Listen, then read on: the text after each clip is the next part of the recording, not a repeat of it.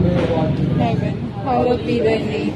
Thy kingdom come, thy will be done on earth as it is.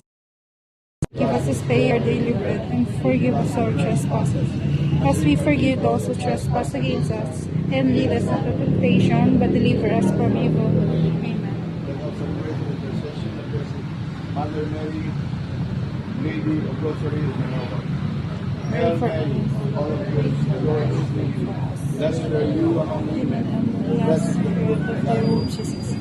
Holy Mary, Mother of God, pray for us sinners, now and at the hour of our death. The Lord be with you. And with your spirit. Almighty God bless us all, the Father, the Son, and the Holy